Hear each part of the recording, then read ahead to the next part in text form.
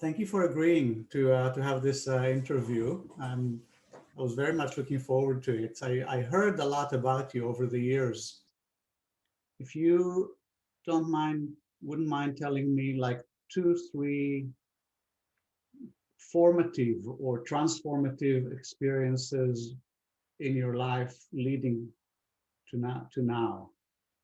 So which experiences would you choose as kind of the main events of your internal life? Yeah, I'd say that the watershed moments always involved other people and interactions that I've had and people that I was fortunate enough to cross paths with. So starting with my teenage years and maybe even young adult years, when I spent some time with a man who had been a family friend, Mhm. and my interactions with him were seemed ordinary, but became less and less ordinary the more I got to know him. And then people that I got to know after that, and uh, smoking marijuana and taking psychedelics, realizing that there was a whole nother possibility. Mhm. And then experiences in meditation, which were very difficult for me and challenging for me at first to even sit still.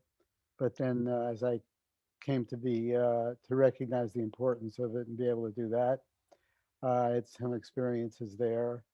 But in terms of if you're asking about uh, what you might call supernatural or esoteric experiences, I would minimize those to say that uh, the experiences that I've had that have been most profound are have been in ordinary life and things that I've done and seen and in other than ordinary ways, and the profundity of those experiences have affected me probably more than anything that I've had that have could be considered serendipitous or magical or like that. Like this is all pretty magical right now, what's been happening. Yeah. Well, if so, let me just probe a little bit more into it. If you kind of choose the relationship you had with the man, the family friend that you spent time with in your teenage years, um, can you think of a moment or an event when you realized that he was a mentor, a spiritual mentor for you? Yeah, that's a good question. Uh, a moment, a moment would be challenging, but I do remember uh, growing up in New York and being relatively arrogant, maybe very arrogant, uh, being involved in gambling and uh, quasi illegal things that I was successful at, and feeling confident and bringing that confidence into my interactions with him, thinking that we were peers and Uh-huh. pretending that we were peers. And How old, what was the age difference between you? he was probably 40 and I was 20. Okay. And so about that time, starting to feel like maybe that wasn't the case, but fighting it within myself that sure, this is just another guy who knows a lot of stuff. And I don't know if it happened in a moment, but I do remember it happened, that I did recognize that he had a different state of being than I did. He had capacities that I didn't have. He had understandings that I didn't have. He had wisdom that I didn't have, and I was able to do something with him that I had never been able to do, which is maybe come under him a little bit. Hmm. When always in my life it was a battle to get here and being willing to settle for here, but Uh-huh. never here. So when you mean you actually recognize that it was your right place to be somewhere below? Yes, yeah, yeah, it was right, and then it became delightful and delicious, and a love affair. So that was a very new experience for you in relationship with another person. That was a completely revolutionary experience for me to not be competitive with someone. Yes. Can you tell me a little bit more about how such a major shift happens in a young person? Well, he lived in South America in the Andes Mountains near Lake Titicaca in Peru. And Mhm, so I went down there for summers, and I went down there for a couple of times for more extended periods of time. And I did things with him. He was the head of a weaving co-op, and he was a weaver himself. mm, And so he would he was involved in commerce because he took the rugs and things that they weaved yeah. to the city and sold them to wholesalers. Mhm, And I would go with him and uh, see the way he handled himself, see how honest he was, see how direct he was, see how energetic he was, mm, see how good humored he was, and and consistent, I guess, mm, consistent, because I lived mm, in his house and I interacted with him and his friends in all sorts of ways and other students that he had, which I didn't really realize were students at that time. And it was more like the everydayness of the consistency of his manifestations that wore away my resistance, you might say, but not so much in a moment, uh-huh. but over time. Well, did you also feel that he related to you differently than any other person related to you in some ways? Absolutely. He, well, I lived in his house. So and living in his house was interesting because I got to see the everyday man as well. Yeah. And he was very direct with me. Uh, he made observations about my behavior that no one else had ever made. Uh-huh. Uh, he he was always good humor about it, and I liked him. I liked his style. I liked his flexibility. I liked the way that he could handle himself and that he wasn't compartmentalized. I never Hmm. considered him a spiritual teacher, and I never had interest in spiritual matters. Yes. Uh, but something about the reality of his being uh, affected me without question. Right. And then you said that smoking marijuana made a difference for you, but you said I don't remember how you connected that to your relationship with other people because you reframed it you framed it as in context of relationships. Yes, yes, for sure.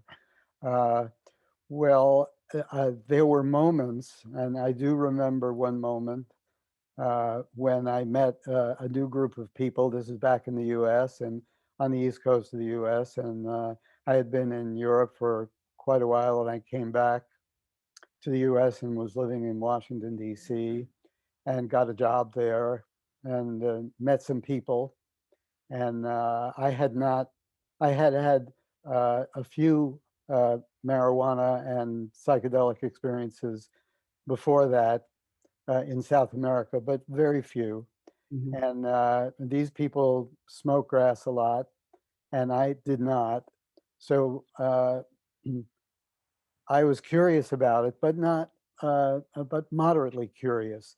So we were sitting around and smoking marijuana, and one of the people there, a guy who was somewhat older than me, and I had a bit of a patriarchal relationship with the group of people that I was sitting with, asked me where I lived before I came there, and I said something about where I lived, and he said, "Well, how come you left?" And which is the question I could have so easily fielded with the bullshit that I was very adept at coming up with. And the first three words kind of got stuck in my throat. And being stoned had everything to do with that. And I started to hear those words in my head that and knew how ridiculous it was to tell this guy the story. And that moment was, if there were moments, that was a very significant moment for me, because I realized after that, and through the dynamics that I learned from this group of people and that we had together, honesty and directness was very important, and was what our exploration was about at that time. Mm. And in doing that, I recognized that I didn't have an honest manifestation available to me. Everything that I did was in some way manipulative. It was in some way deceptive. It was in some way uh, based on an agenda. And I had no idea that that was the case before.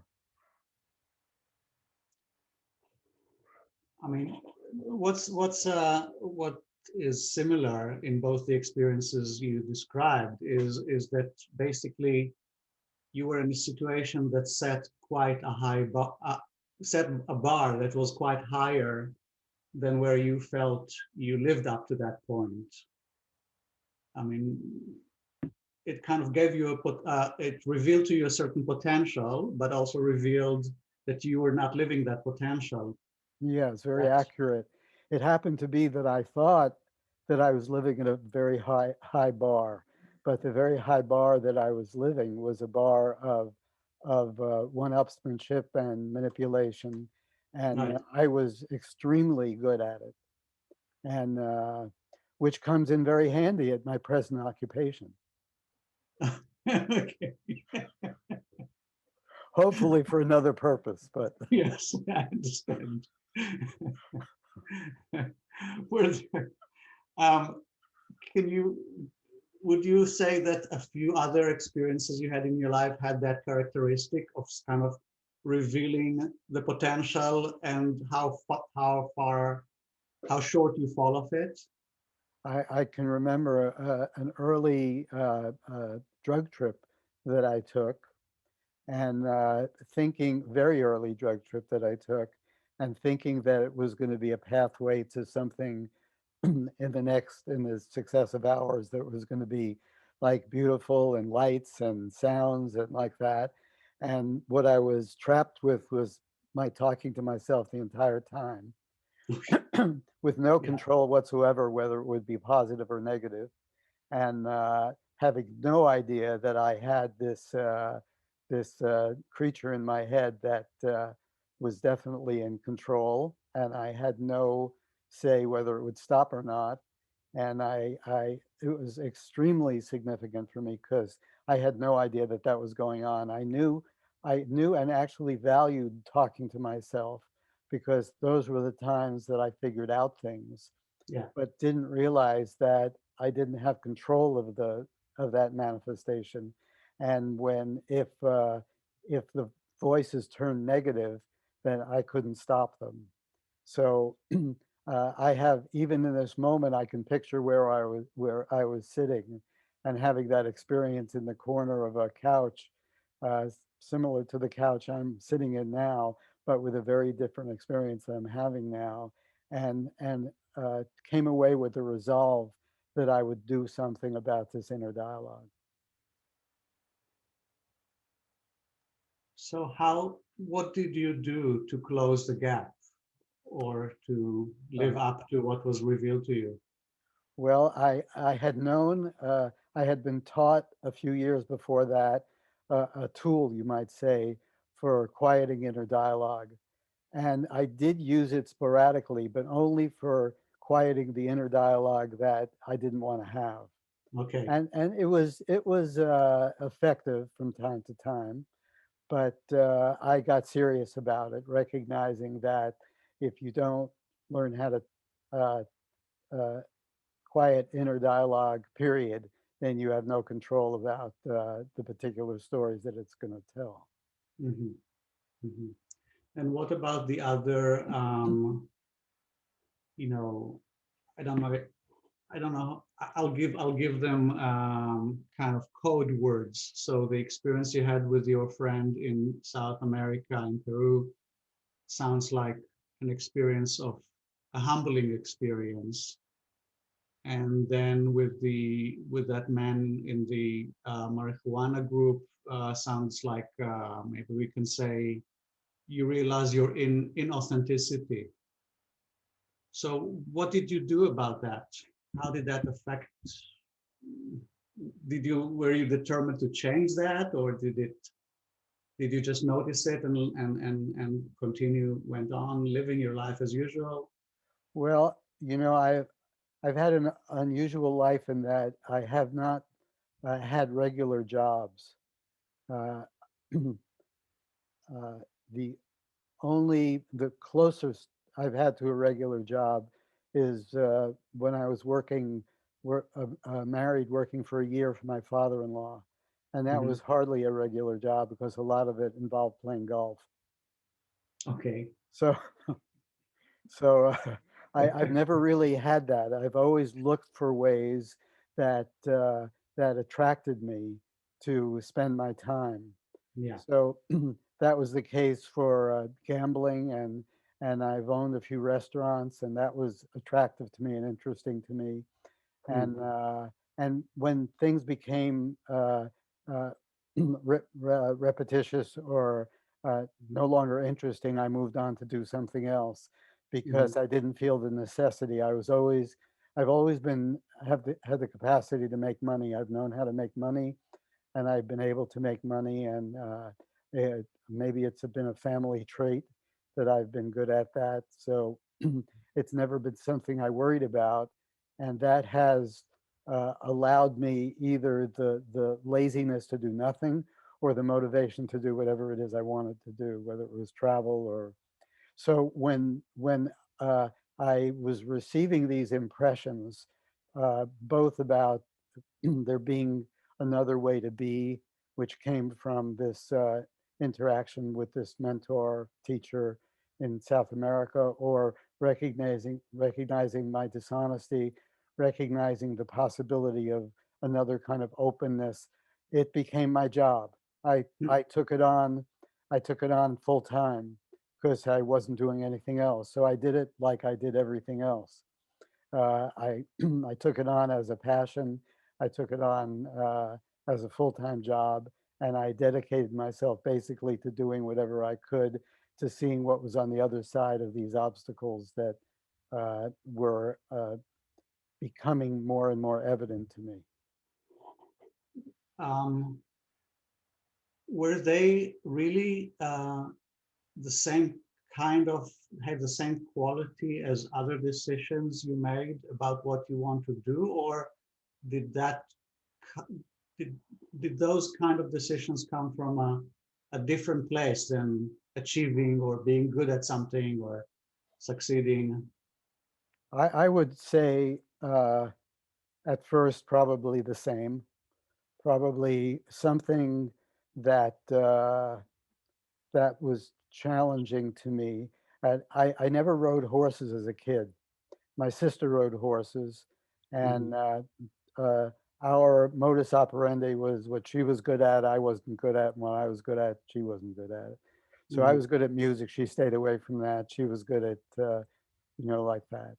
So she rode horses. I didn't, and I was basically afraid of the concept of sitting up high. And I got a job in the resort areas of New York, in upstate New York, and part of this resort was riding. They had a stable there and rode horses.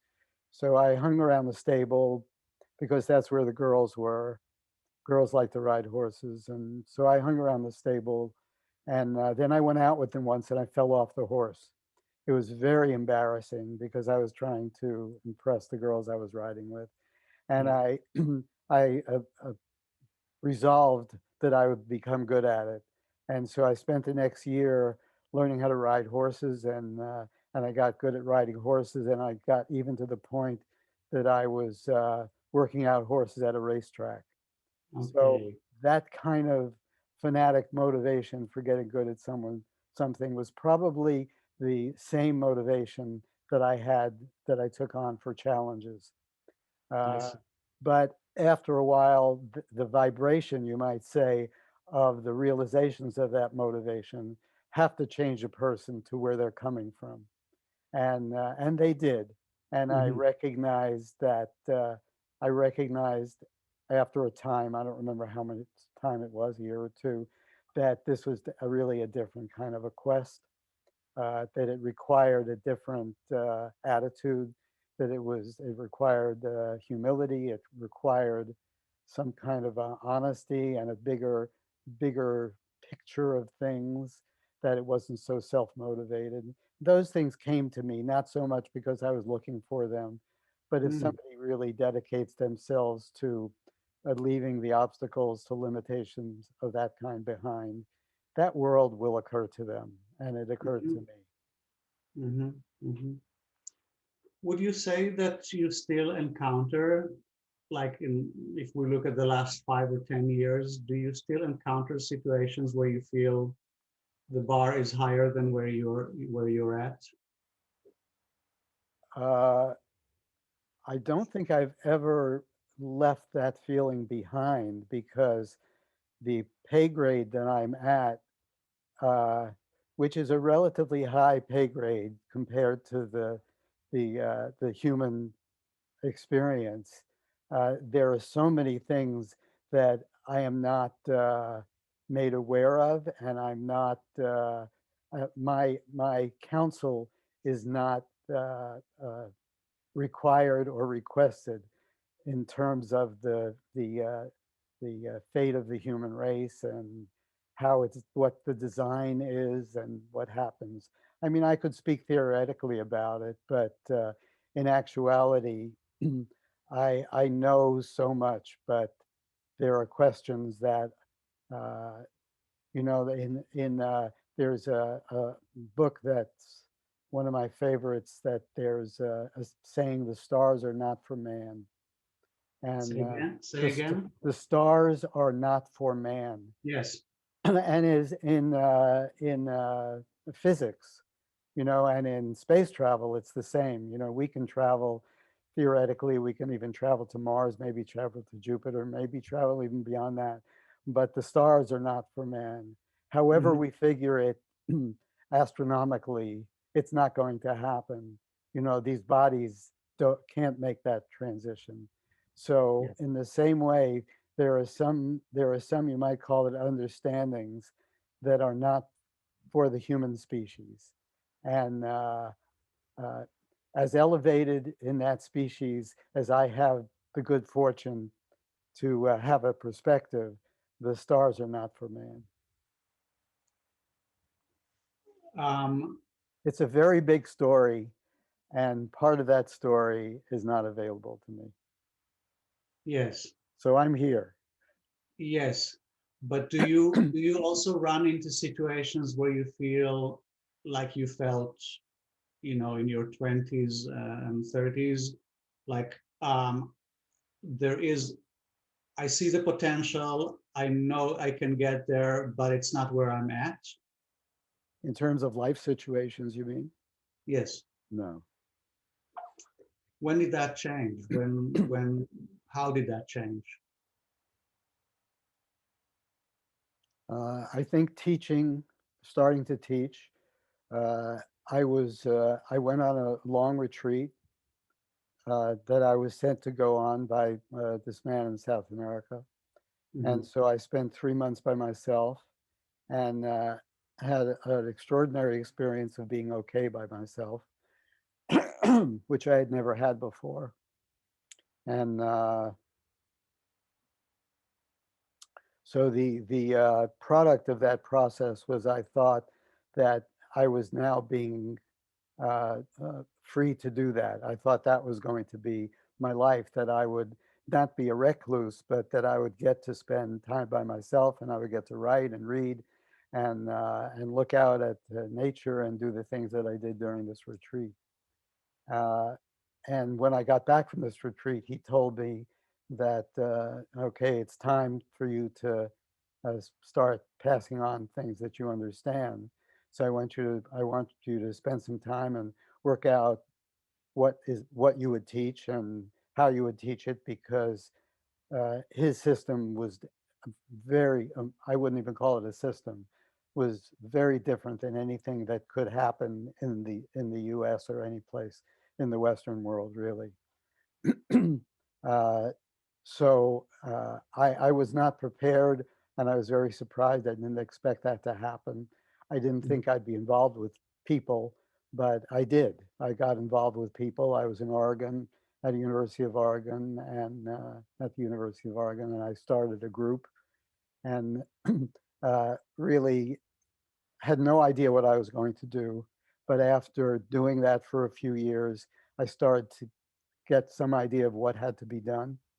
And so I did that for a few years, and then he suggested that I put that aside. And so I took a break for 5 years from that, and then went back to it in 1980 in Santa Mm, Barbara. And I would say after maybe between 1980 and 1995 in Santa Barbara, about 15 years uh, of doing uh, having a group and having an expanding group and dealing with people there and learning what can only be learned by trying to pass things on.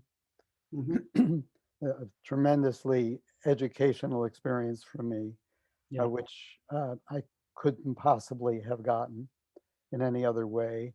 But then, by some good fortune, and through one of my students who happens to be still sitting here, right, looking at them right now, uh, suggested that we get involved in some social work type activities, Mhm, uh, go to a place and build a building or do something like that, which we had the capacity to do.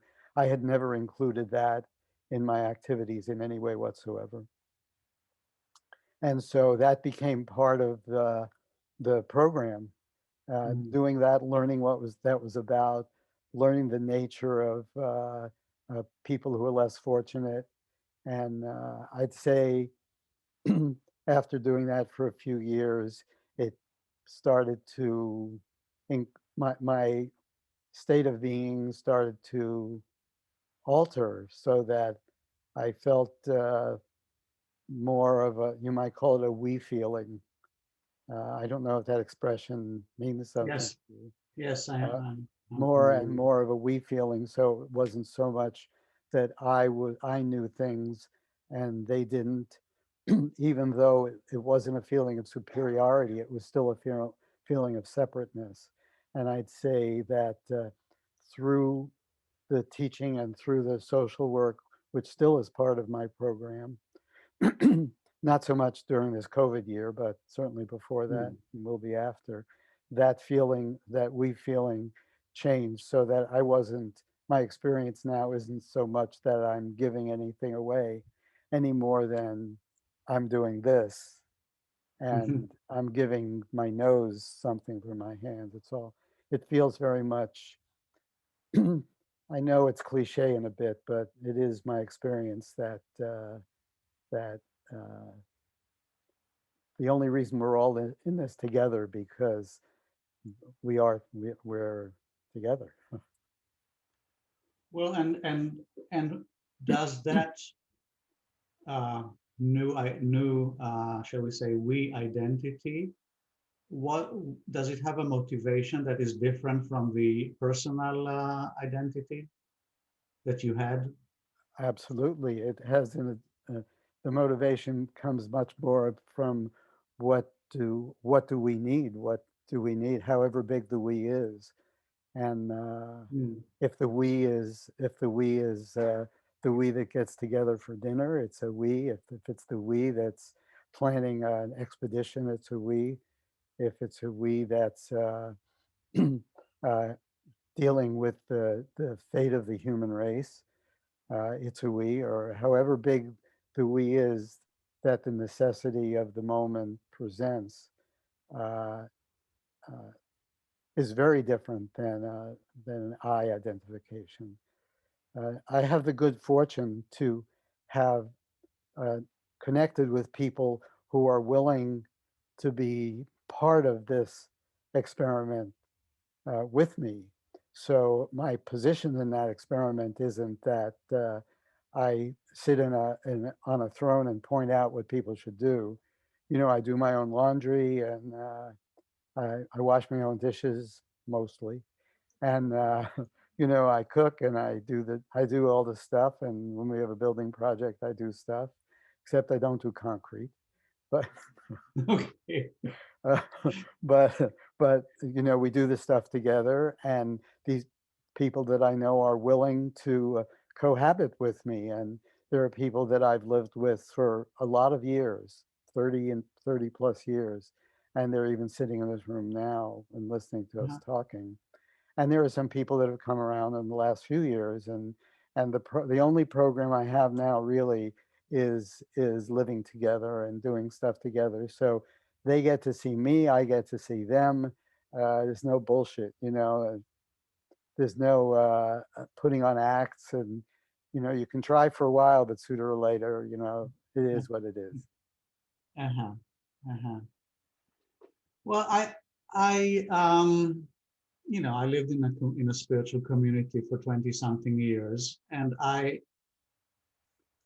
always felt that the person who was uh, leading the project felt a lot more, well, not necessarily a lot more, but a little more than responsible for the success of the project than everybody else.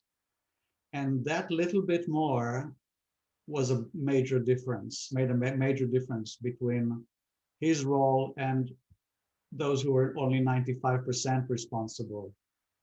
Is that also your experience, or is I it think not? that's a very interesting observation. Uh, if you're talking about overview, let's put overview aside for a moment. Okay. The nature of, first of all, we live on a lot of land, so we have to take care of the land, and Uh-huh. we deal with it together. Pretty Okay. much everything we do together. Yeah. Uh, then we have a little business stuff that we do. We do that together. Then we have the everyday house things that we have, you know, the repairs and the traveling and the cars, and we do that together. So, but everyone doesn't do everything. Sure. So, so our areas of responsibility are definitely compartmentalized in that way.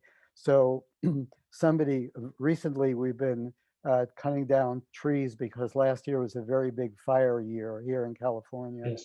Yes. So we've we're pushing back from our houses, moving the trees back a little. And I've taken very little responsibility in that project, but somebody has taken responsibility. So uh, there are people here that take more responsibility for aspects of what takes place here than I do. There's no question about it. And when we go on expeditions, social work expeditions, there are people that take responsibility that I don't take. But in terms of overview and the overview of the direction, I would say that that's accurate. I would say that uh, that uh, I have the overview. I have a responsibility for the overview more so than anybody else has that responsibility for the overview, uh, and uh, and Mm. I carry that responsibility because I have that perspective. And what about the inner work?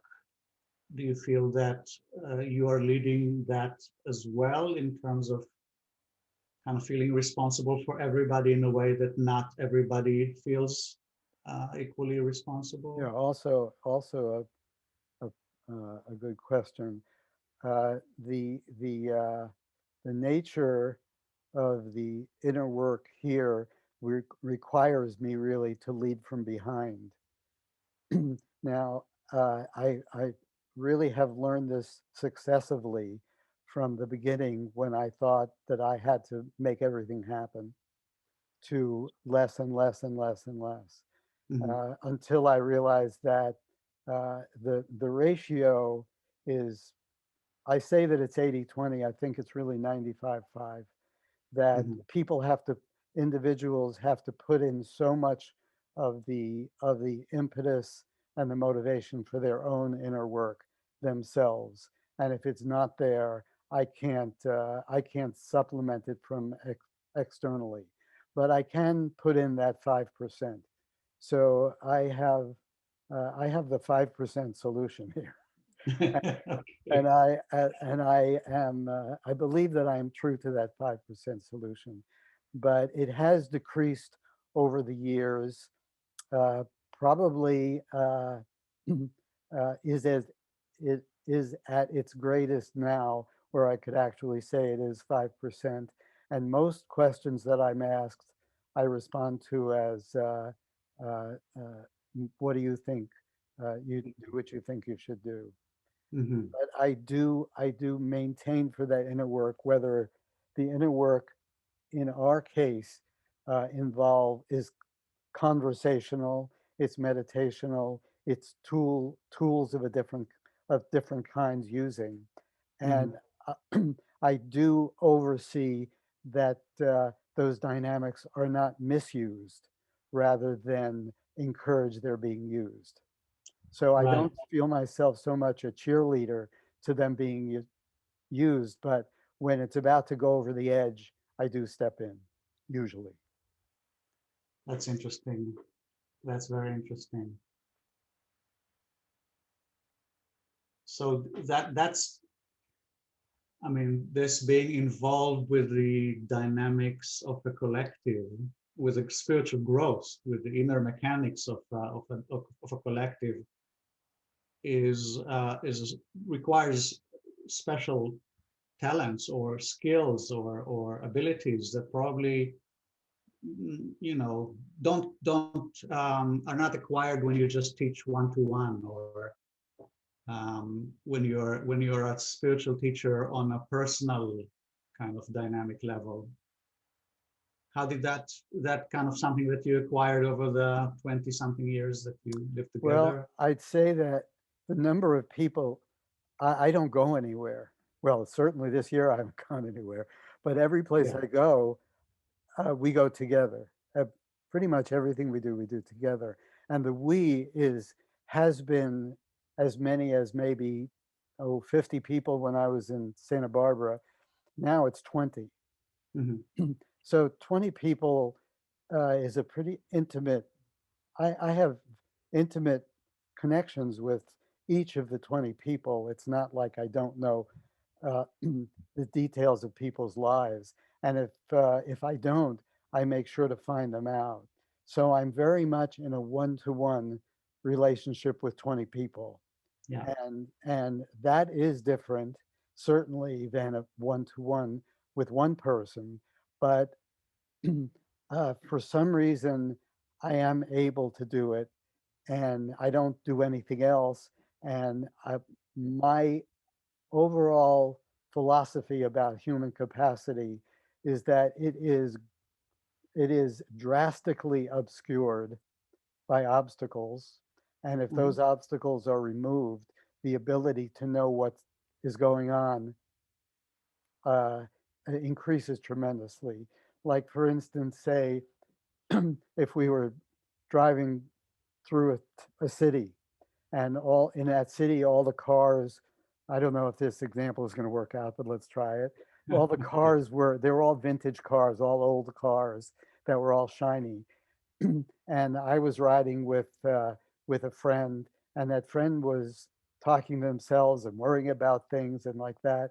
And I was looking at the cars. And when we got through this traffic or this city, I would say, "Wow, what'd you think about those cars?" And they would say, "What cars?" And Yeah. the only thing that I had that allowed me to notice was that I wasn't thinking about myself. And I don't know if you've ever crossed paths with a man named Rene Domal, but he wrote Oh yeah. I read what's the name of the mountain? Mount Analog, yes, Yes. Mount Analog. And in Mount Yes. Analog, he says shoes are important. You can't do without them, and you have to take care of them. 15 minutes a day is enough.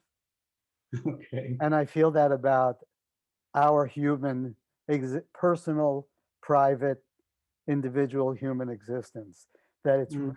important. We have to take care of it. 15 minutes a day dwelling on ourselves is enough. And Mhm. so I think that's the case for me. And since that's the case for me, I notice all kinds of stuff. Uh-huh. And I think anybody would that isn't preoccupied, self preoccupied. So the capacity that we're talking about, I don't think is as remarkable as it might appear. It is Mhm. certainly unusual and remarkable in that way, but it's very available. All a person has to do is, I wouldn't say all, but something of which a person has to do is 15 minutes a day. But I do agree with you. Some IQ points are needed there too, and Okay. and uh, and some life experience is needed there too. And when I say life experience, I mean what I've called and I've said before different languages, as in the language of cooking and the language of business and the language of car repair and the language of carpentry and uh, the language of sports and the language of gambling and the language of illness. And there are so many areas of knowledgeability to have. And the nature of my life has led me through a lot of areas of knowledgeability, not so much skimming the surface of things, but actually building houses from scratch and starting businesses from scratch and having a marriage from scratch, which was very scratchy, and and having kids from scratch. That's And that's how it works usually. Yes. all those things, all those things leading to being able to talk the different languages. So, meeting people and knowing something about what they've been through. And so being able to have those one-to-one experiences. I think without that, you're a guru and you sit in the cave and you know about caves and you know about esoteric life. I mean you, but one does, and Mhm. uh, and the ability to communicate to other people is limited to have them come to where you are, and Yes. they can't come to you where you are because life in the U.S. is what it is. So you have to come to where they are. Uh-huh. So I've learned how to do that, and my life has been led me through those experiences. Um, that's very interesting, because I one of the themes that I'm interested in that came up in my interviews with different spiritual exemplars is that they have like the mainstream of their life, which is their spiritual work, and many of them are teachers, and then they have hobbies or unrelated uh, things that they love doing. For example, my main thing these days, or my main thing in life, is my spiritual journey. And I have a vegetable garden that I can't imagine my life without, but I don't quite see the connection between my work in the garden and my spiritual work. Ah, And you're speaking about something very different, where like everything feeds or informs the same stream of life. well, I think that's interesting because I think everything does feed the same stream of life. I don't think your vegetable garden is separate from your spiritual work. It's just that we learn that they're separate and we don't quite know how they come together. But as I said before, I think when the obstacles of the unexamined concept of separateness is is lifted a little bit or alleviated a little bit, those similarities, those connections come together because I grow tomatoes every year and am very involved in my tomato growing and very So let's use that as an example. okay. Let's talk How is it tomatoes. related? Let's talk tomatoes. How is that related to what's most important in life, or whatever way you relate to spiritual the spiritual pool or movement? Well, it becomes much easier working with other people because with myself and tomatoes, uh, there certainly is a connection to that I make to nature, a connection that I make to something that I don't have the influence to say you should grow now. Mhm. It's not there's no microwave that I'm gonna turn on that's gonna make those tomatoes appear. I also have I also have a certain capacity for the ditches I'm willing to dig, and people that are also that are either willing to dig or enthusiastic about digging ditches and running the tractor. And so there's a synthesis of working together that happens there that's very esoteric because it reflects the synthesis of how everything goes together. You know, we look at nature and we see, aside from man, how it does all kinds of things, and the leaves fall and they help the ground, and the ground and the walnuts fall and they grow the trees, and we are not part of that dynamic at all, really. We have to figure out how we're part of it. But watching it happen and being part of it is extraordinary. Yeah, So uh, uh, my yeah, recommendation of closeness to nature, whether it's a vegetable garden or living in the woods, is considerable. I'll add that I don't know if you've read uh, Herman Hesse. I'm sure you've read some of it, but yeah, in his story about the bead game, there's a synthesis, the Magister Ludai story, where there's a synthesis of this game that he fabricates, which he never describes, but is very real to me. How music and mathematics and nature and yes, and cooking all come together, even though the languages are different. There is a synthesis in them that comes together. And I very much like the dynamic of talking the language of spirituality through cooking.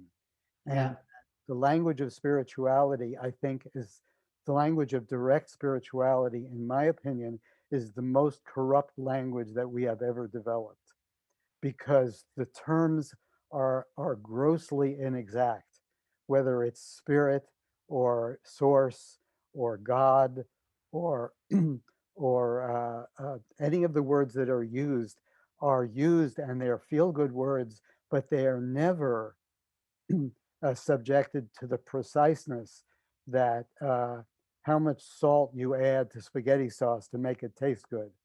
So I I have made a big part of my learning and teaching in developing a precise way of referring to things, uh, so that this vagueness of spiritual reference, which is so much part of the New Age culture, and makes everybody feel good. And if you read, and I know you participate in Twitter and Facebook, and I do as well now, mhm. you see so many words that people say, I love that, I follow that. And they're beautiful words, but is there any agreement to what these words mean? No, Very, which is exactly why in this research I am very interested in the moments that happen during interviews when the interviewee is looking for words to describe their experience rather than bring along, you know, accumulated vocabulary and knowledge. And I also, just to tell you, I specialized in what's called microphenomenology, which is really looking for the subtlest, hardly discernible inner movements from which then ideas and language can come out freshly and creatively, I would say. So for me that's the language of spirituality. It's not cliche. yes, Mhm, yes. mhm. Um, I want to ask you a bit about two themes that are of great interest for me, and one is what I call integration. So basically, bringing all of ourselves to take part in the most important endeavor, and the other question is, which is related to it, is the question of practice. But let's start with the question of integration. And do you still have any parts of yourself that you feel you kind of are prodding or pushing or inviting to join the party that are not quite there yet?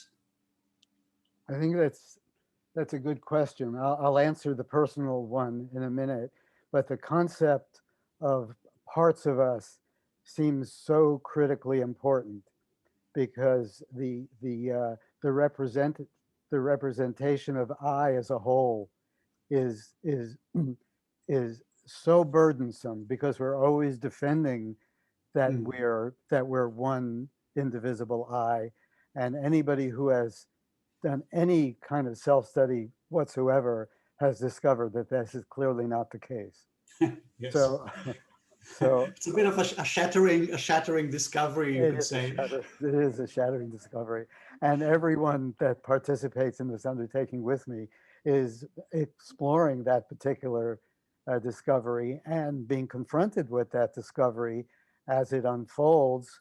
And of course, being in a position of having some parts which find, we see danger in this exploration and are finding places to hide till Of course. hopefully this exploration will run its course and it Yeah. will be able to remain alive.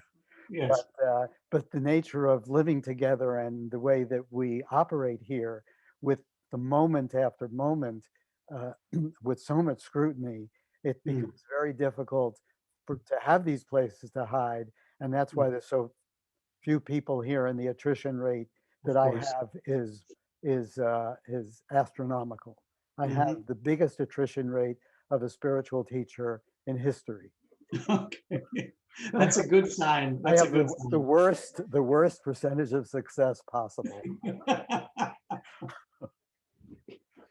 Well, And so let's get to the personal part of it now. yeah, I'd yeah, say uh, if I had different living circumstances, I would say there would be that capacity to have selves in me, let's call them selves in me, that could have withstood uh, the scrutiny of waking up and seeing people at breakfast and seeing people at dinner and seeing people all the way through that, mm, and even things that happen at other times and in other situations, so that uh, my view is that the dynamic of these, let's call them selves, is they don't have to disappear because they're all interest groups and they're yes, important interest groups, but some self has to grow that's bigger than all these selves,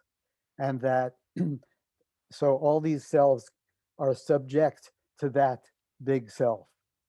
So this thing, which is a formulation, it's a formulation. yes, yes, yes, It's not an actuality, but of course, it's a formulation for exploration, and it works for yes, exploration. yes, Uh, People try to use it for explanation, but it really is only good for exploration. And I see yes, that you understand what I'm talking about, and yes, I yes, appreciate that.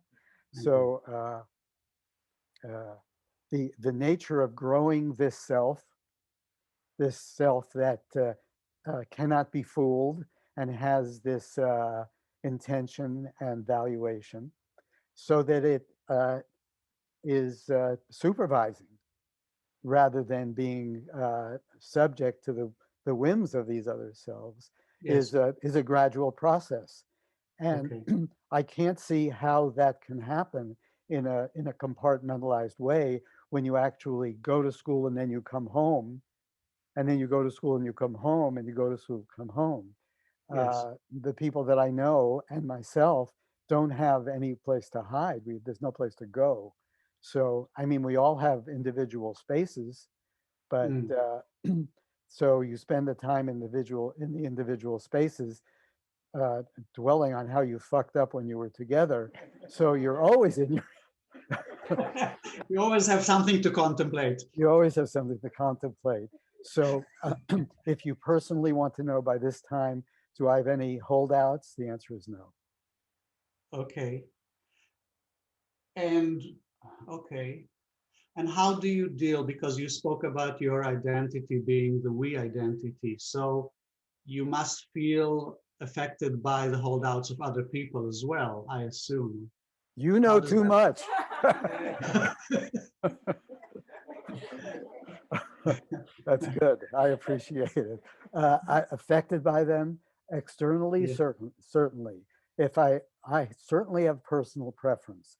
I have personal preference with food. I have personal preference with weather. I have personal preference with the heat of a swimming pool. of So course. I have personal preference, and I have not left those personal preferences behind. I'm not driven by them, but I Mm. certainly have them, and I have personal preference as to the functioning and the level of uh, the level of dynamic of the people around me. Yes. But I am in no position to demand or to expect anything of that. So I have to accept that dynamic when it happens. I can encourage it to that 5% that I can encourage it. I can steer it if I can from behind when I can. But would I prefer it was more elevated in times when it's not? Uh, Absolutely. But do I appreciate having found people that are willing to go through this dynamic with me? I The level of appreciation I have for that cannot be expressed in words because it didn't have to be the case. Yeah. Yeah. So let me ask you a little about practice, I want to ask about practice in the most open way. So to let you define what you considered as practice and in the past, and what you consider as practice now, how you define practice, and what it is, what is it for you? Okay. Uh, I see there is an overall practice that the tools to achieve that practice are part of. The overall practice is seeing things as they are. The dynamics, in order to see things as they are, become the active principles in what I encourage, what I teach, the specific tools to see things as they are. And the reason behind that is because if there's any manipulation, there's effort, there's struggle. Let's not say there's struggle, because struggle can be a positive thing as well. Let's say there's stress, because uh, if right now gravity is allowing me to sit on this couch and be comfortable sitting on this couch, and I could sit here for quite some time. But if I was flapping my arms and trying to stay a foot above the couch, it would be it would be stressful, and I could only do it for a little while. So in order to be relaxed, and I define relaxed as being with what is, not trying to create what isn't, whether it be an image or in self-confidence or in anything, then one must learn what is in the individual manifestation and learn what isn't. Learn what's been laid on us, what we've been caused to believe, what we were in our passive state of being children. We learned this is right, this is wrong, all these things, and not have to go to the past to re examine those things, but to see their manifestation in the present. Because these things that happen in subtleties, which you obviously appreciate, I see 1,000 times a day. And I encourage my friends, my students, to see them 12 times a day, or 20 times a day, or 50 times a day, but I see them 1,000 times a day.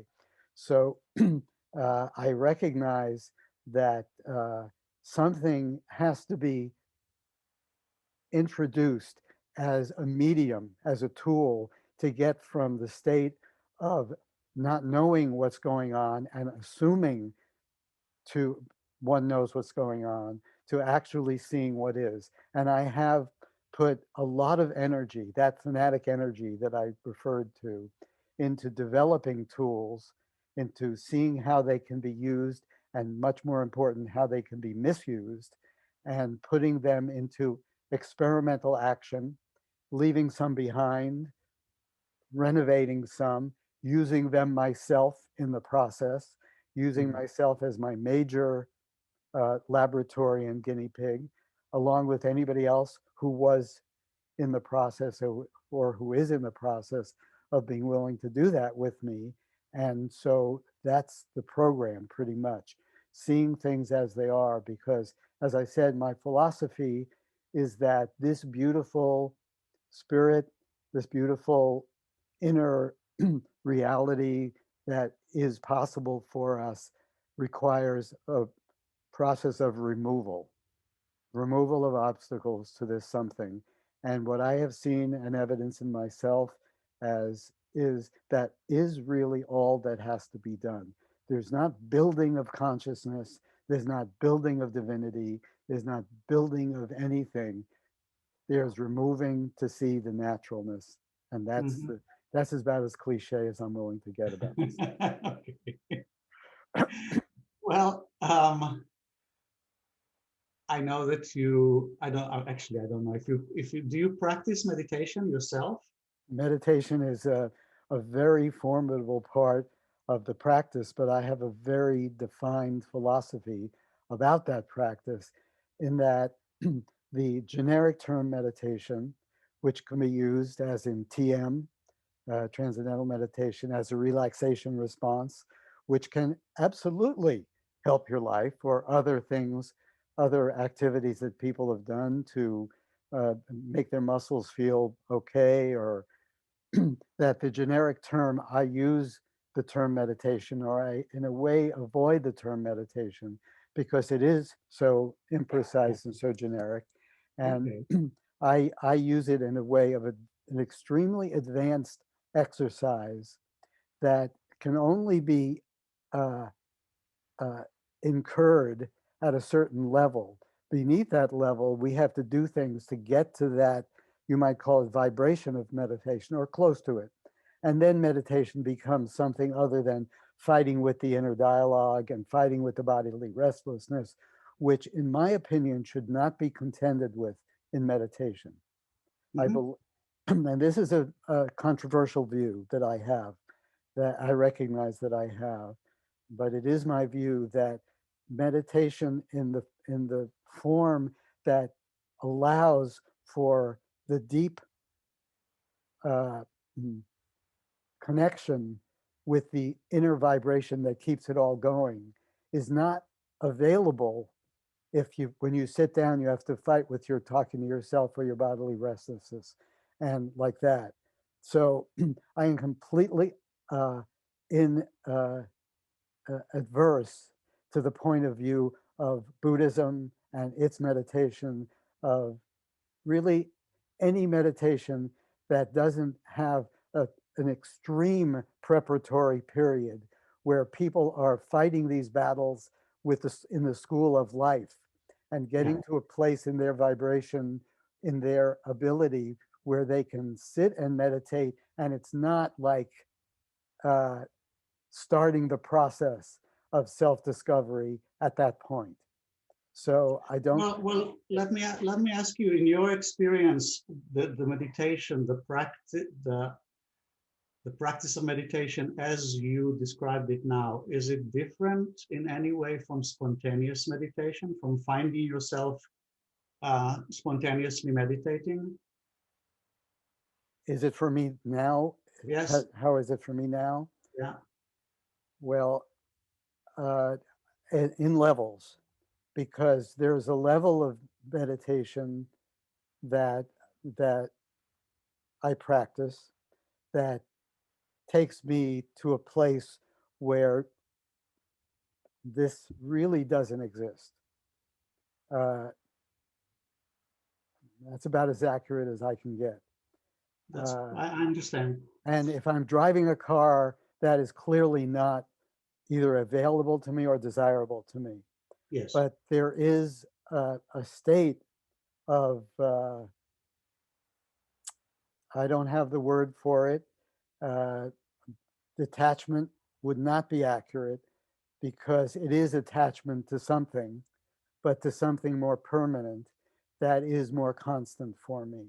Let's say if there were an actual buzz to the energy that keeps everything going, and that buzz were the buzz was inaudible and invisible, but really existed, but it was covered by the noise of life and all that life had. But beneath the noise of life, it existed. And Mhm. and as the noise of life quiets down, it becomes more evident.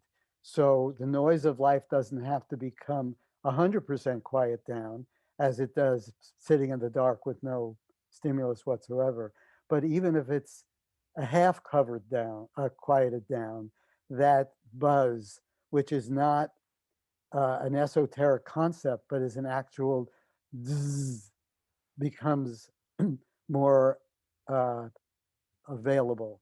And so that buzz, depending on my external activity, is always available to me, but in degrees, depending on the necessity of my external attention. Is that Yes. No, I'd love to go more into what we can call it buzz. Um, does it have any qualities? Is it knowledge? Is it in you or outside or everywhere? How do you experience it? I think that anything I would say to describe it would be inaccurate. Okay. I think I'm going to pass on that question. Okay. Okay, so I will not ask you about the buzz, but I will ask you about your relationship to the buzz. Okay. Why is it, why are you attracted to it, or why is it important I'd say to you? more, it's, I don't have a relationship with it. It allows, it allows my existence. So it's not really, we have a relationship, Okay. you know, it's Okay. the is, I'm the, you know what I mean? Uh, it came before I was here. Yeah. So it's in a way, what I say to people is meditation is none of your business. And that I feel that about that my references to something that energizes my life is you know have you ever read the Pirandello's Characters in Search of an Author? I don't know if you've read that, but it's a story about the characters in the book deciding what they would do if it weren't for the author controlling their life. Okay. So it's a Okay. brilliant story, really, Uh-huh. and I feel that in a way that right now that this energy is in action, Yeah. and it's real to me in a way that it's not a thought, it's not a feeling, it's something else. Yes. But it's I am aware of it, but I am less aware of it than I would be if I was sitting in the dark in my room, uh, because this external manifestation is necessary to do life. So it's more in the That's interesting. That's very it's interesting. more in the background, and anybody who says that it's with them to the same degree all the time, I would stay away from that person on the highway for sure. Okay. Well, you just said something fascinating to me, which is um, that actually it. Okay, I don't know how to repeat it, but it had something to do with you're more aware of it in action than sitting in the dark No, no, in your no, no, less. The opposite. less, Less. less. Yeah, not aware of it. Yes, I'd say even aware of it. I'd say that right now I have an awareness of that something, Yeah. but I am only allowed to have a certain amount of awareness because I'm doing, and Okay. doing is energized by that awareness, but doing is a coarser manifestation than that awareness itself, so that No, no, but let's stay there, please, because I got to tell you, this is the question that started my whole research. uh-huh, Is how can I be more connected, more of the time, more aware of that buzz or whatever we cannot describe, and manifest it, express it, bring it into who I am and into the world more of the time, regardless of what I'm doing or throughout everything that I'm doing. So right, that's kind of, and that's why I went seeking spiritual exemplars as people who supposedly know something about this question. uh-huh. I can answer that question with two very definitive answers. The Okay. first one is that you have to have some forevision of what this reality is that we're talking about, and that happens through meditation.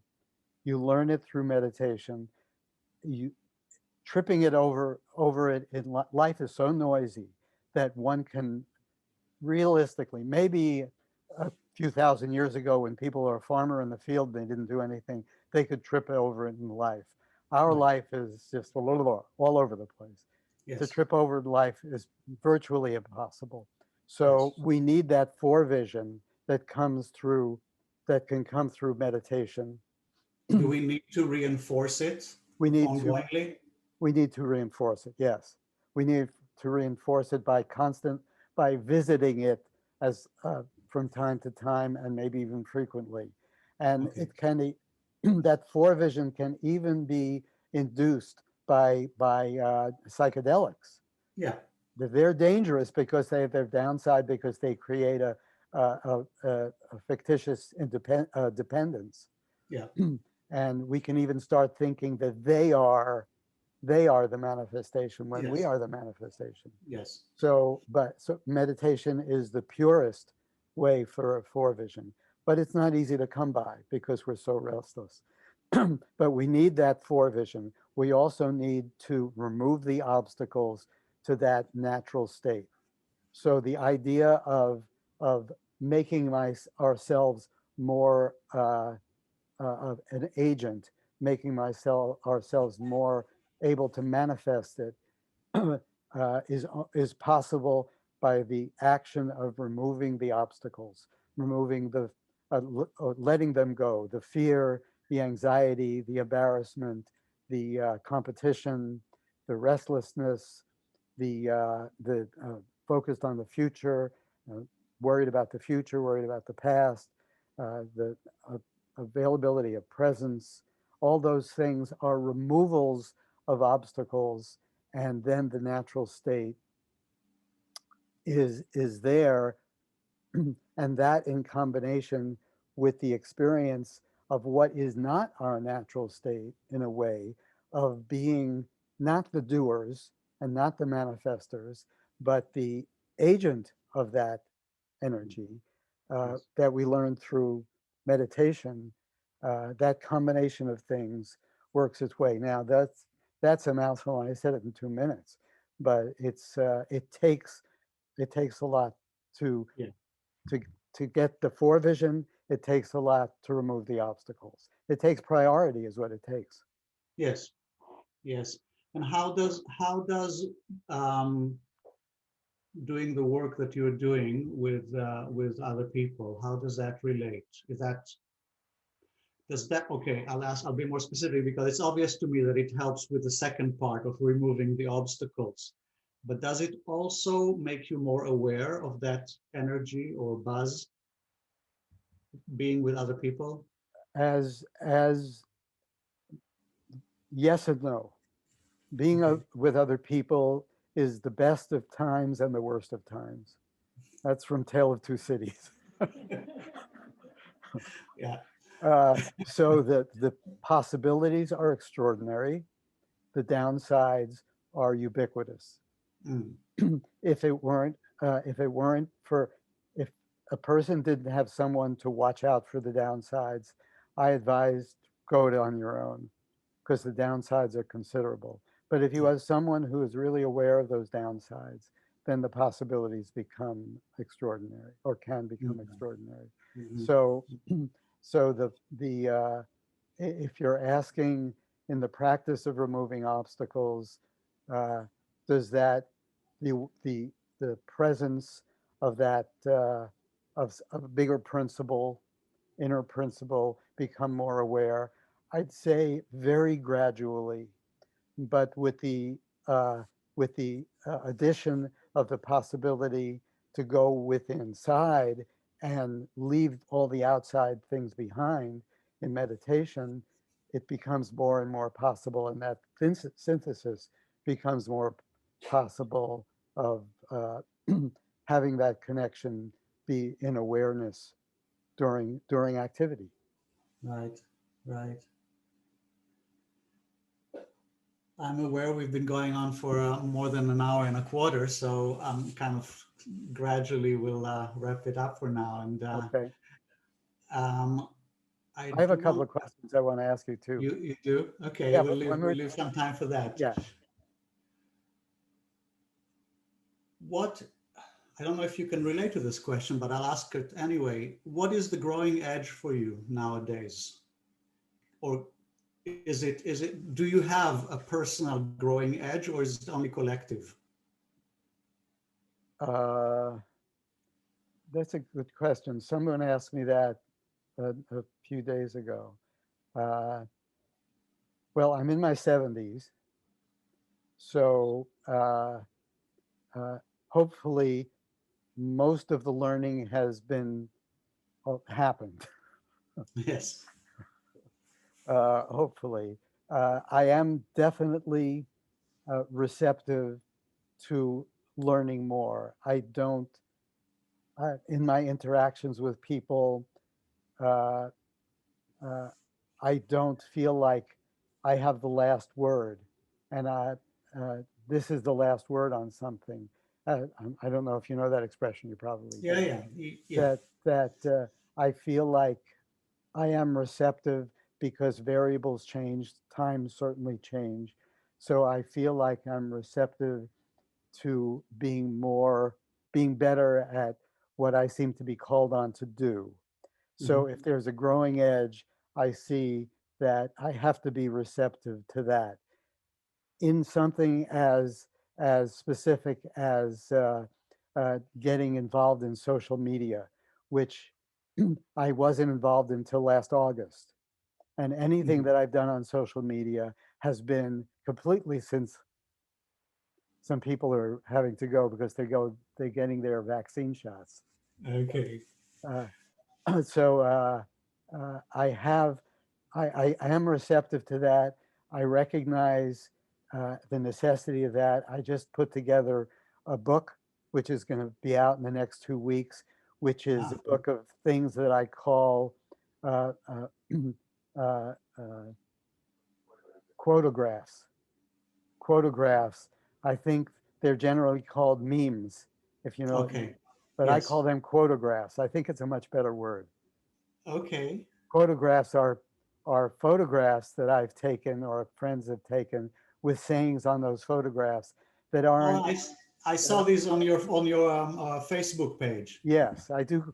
I like to do quotographs that actually there's a relation between the photo and the quote I rather than see. just be a pretty background with a quote.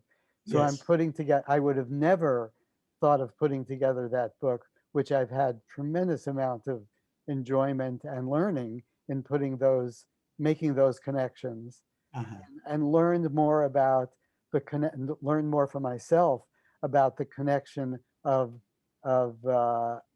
visual and intellectual. Mhm. Then, like in moments, seeing not having to necessarily put a sun in the picture, but being able to put some action in life in the picture, and seeing the uh, the uh, the words that come up with that sight. I see. I So see. I see myself very much on the learning edge in that way. Yeah. The learning edge of what makes me tick, I can't say absolutely I'm there because shit happens. But but and I'm prepared for the shit to happen to Yeah. see it. But so far I'm pretty much there. Yes. What's your relationship to death? Your own, I mean. Yeah. I think it's pretty similar at this point from the amount of meditation that I've died in, which if you really are prepared to do that activity, you in its actuality, not in its struggle, you have to leave your life outside the door. Yeah. And uh, I'd say for the last 20 years, I have been prepared to do meditation in that way, as more like if you've ever traveled to someplace and bought only a one-way ticket, and that's my Mhm. relationship to meditation. Is that Yeah. when I do it, it's a one-way ticket. That's a pretty casual statement for something that's not casual at all, Yes. because I did meditation for 20 years before that, where it definitely was not a one-way ticket. It was an exercise, it was a discipline, and sometimes an extraordinary discipline. But the one-way ticket is very different. And if one uh, uh, eases themselves into the concept of one-way ticket and allows that to happen, then the coming back is not as scary, maybe not scary at all. So my Mhm. relationship to a trip in which there is, you know what Shakespeare says, that in which there is no return, Yeah. uh, is about the same as it was before I was born and how scared I was for that. When did it, or when or why or how did it change from your practice of meditation from being a two-way ticket to a one-way ticket? I'd say gradually. Yeah. I'd say gradually. I didn't have an all of a sudden moment. I'm not Okay. a get hit on the head by a rock kind of guy Okay. where I could tell that story. I Uh-huh. think from practice and go, everything that I've really learned and known has been gradual. Everything Yeah. I teach is gradual. I believe in baby steps. I believe in that for investing money. I believe in that in starting a project. You don't think of, if you think of building a house from scratch on land that hasn't been cleared, it's, oh fuck, where do I get started? And I Yeah. remember in this house I'm sitting in right now, which is a considerable house, which we built from scratch on Mm. land that was uncleared. The first venture into that land, I had to crawl on hands and knees, and every once in a while to stand up to see what was around. And if Mhm. I would have looked at that as, oh my God, how are we can ever do this? But one step at a time, and it happens. Mhm. So I'd stay in the case of your question, it Yeah. happened gradually, and that's Well, thank you. I'm done for today, and okay.